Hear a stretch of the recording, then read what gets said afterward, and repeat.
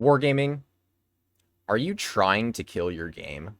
Is this seriously what you think balancing tier 10 looks like? This is not rebalancing. This is the worst set of balance changes I have ever seen. These make absolutely zero sense. If you are going to balance your tanks, balance the ones that need to be balanced. It's as simple as that. You don't need to change all of these tanks when half of them don't need changes at all. Why are you giving random tier 10s random consumables? Let's take a look at these OP changes that Wargaming is making.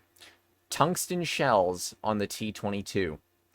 It definitely needs tungsten, guys. Yeah, the T22 also needs armor. Yeah, okay. That's great, yeah. Let's move down the list here. I'm just going to show a couple of notable changes here. The M48 Patton, one of the strongest hull-down tanks in all of Tier 10. Let's see here. What should this tank get? Yes, it should get gear oil and reactive armor. Yeah, that'll make it more balanced. Yes, Wargaming, that's a fantastic idea.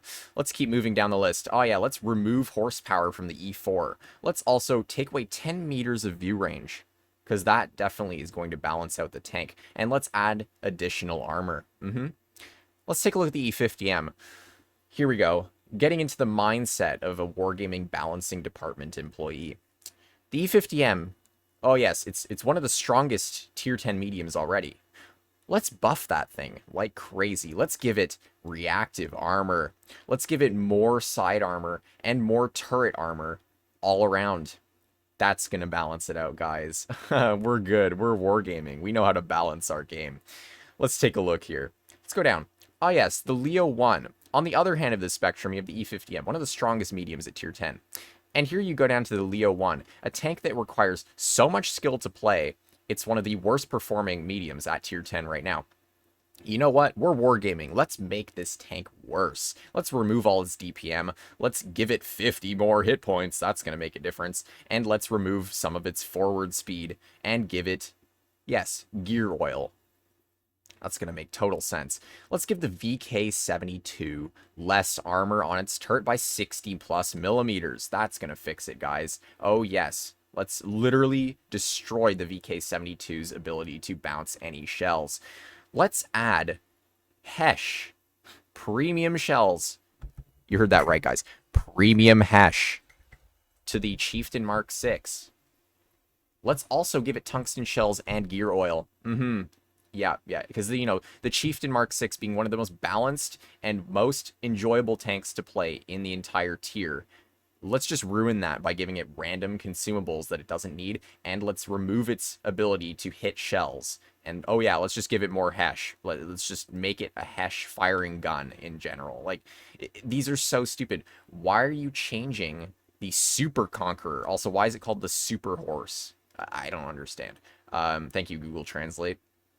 Why are we buffing the Super Conk? That makes zero sense. Yeah, let's just buff the Type 71's gold penetration.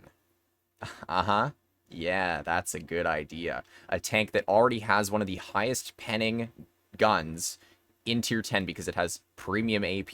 Yeah, let's give that more pen. That's a good idea. Yeah, Some of these changes, I will admit, some of them make sense. Like, nerfing certain tanks they do make sense.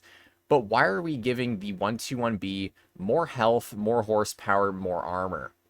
That makes sense. Yeah. And the list keeps getting worse and worse as we go on. They're nerfing the 30B, a tank that just got buffed from a pretty terrible state, and yet they're bringing it back to that terrible state. Why? Because they feel like it. This is what I mean. This is what's going to kill your game, Wargaming. All of these awful changes that don't need to happen. You are causing problems that don't need to be like problems in the first place. There is 0 point in half of these changes.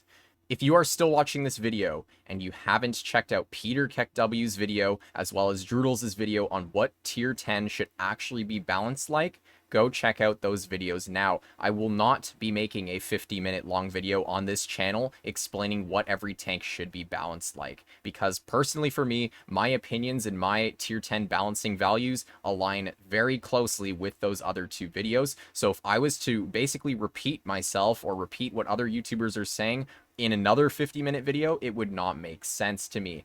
And so I'm saying that right now. Go check out those two videos to see what actual balance changes look like. And Wargaming, listen to your community. I know it's very difficult to do so, but listening to your community will actually save your game. And making changes that actually make sense from people who have played thousands and thousands of games in tier 10 is how you are going to properly balance this game. Doing so randomly by adding tungsten shells and reactive to every single tier 10 is not how you balance the game. That will not work, and that will kill Blitz. Don't do that. Make the right decision. Hashtag cancel the balance changes, listen to your community, and make the right choice. Thanks for watching, guys, and I'll see you in the next video.